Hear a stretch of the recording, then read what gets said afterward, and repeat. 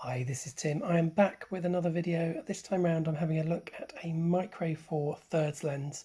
This is probably the best budget Micro Four Thirds autofocus lens you can get. It is a 42.5mm or 85mm equivalent in 35mm terms, and it's a Yi brand. It's a Chinese brand. It's actually the full name, as you can see, is maybe Xiaoyi, not quite sure, probably badly pronounced. And you can get it in silver or black, and yes, it is an autofocus lens. I paid about £65, about $80. You can get it as low as about £50, about $70. Now, it's pretty small. Size-wise, it's about as almost identical size to the Olympus 30mm macro. So pretty small, and its weight's about 130 grams or something like that. It looks like it's got manual focus, but this is actually a fake ring. I picked up mine on eBay, and you'll probably find that's probably one of the only places you can get it. You can get it in other places on the internet. They usually split from the box from the Chinese camera that they made. They do another lens as well, but you can't normally get them boxed kind of in a new presentation box. It'll probably be split like this with both end caps, and you might get a free cheap plastic lens hood and filter thrown in depending on the seller. But yeah, they are very cheap. Now just having a quick look at the build quality. It's okay, but it's fairly cheap feeling, as you'd probably expect. I can say you can get a black one, which has also got a bit of silver in, and it's plastic mount. You'd probably expect that. So maybe not the best build. It's definitely not the best build, but it's okay, and it looks okay. I'm going to show you what it looks like on my camera in a second. And yeah, it's not too bad looking at all. Compare it with the Olympus 30mm macro. That's probably not the best looking lens in the world, but it's, they're okay.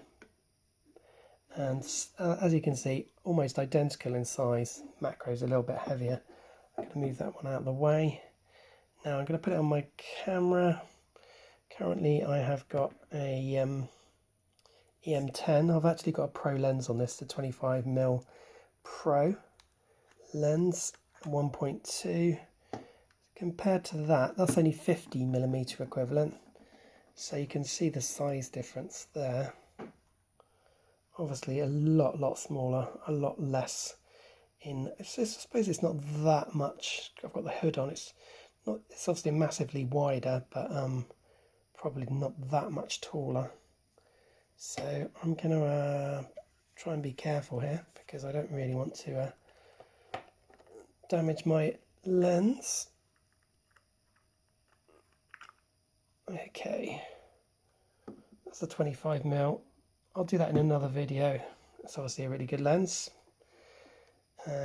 So this is the Yi, and I've got it in normal mode. Whoops, there is a little red dot on here somewhere. There it is on the side. Now I can show you the focusing. It focuses 50 centimeters, so not that close, but pretty good in normal mode. But it goes down to 25 centimeters in macro mode. It looks all right with the camera silver and black. Doesn't look bad at all. You could get a lens hood for it. I'm probably going to get a one that folds down from eBay or something like that. And yeah, it's not bad at all on the camera. I think it looks really quite nice on the silver and black. Might just try and do a picture if I can.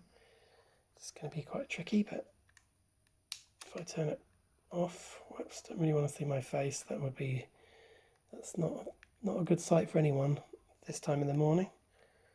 And it's not going to focus that closely, but I can turn it into macro mode in a minute.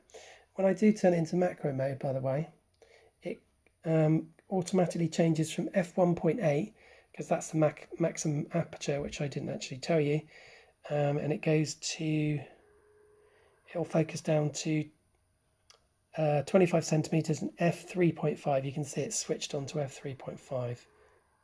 It's not just a little bit, I need to do a little bit further away. And yeah, it's not, this is going to be a real, that's in macro mode very quickly. I'm going to do a proper, I'll do a proper kind of video image test of this, and maybe video test. But yeah, and when I turn it back out of macro mode, you'll be able to see it goes down to 1.8. So it goes from 1.8, and I think it goes down to maybe 16 or so. And it actually goes all the way down to 22. And yeah, it's a very, very good value. It's actually very decently sharp at 1.8. I probably, if I move it further away so you can't actually see, can I just still a bit close? It's have I got my focus point?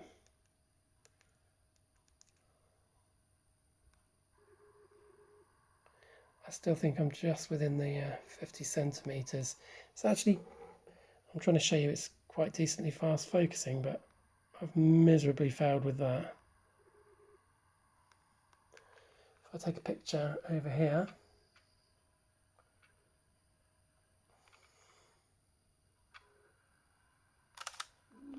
I've taken it just off shot because I was within the 50 centimeters. It's actually quite decent. I've done this really quick. It looks terrible, but if I do it again, it's got no image stabilization, but it's actually pretty decent at f1.8. Not bad at all.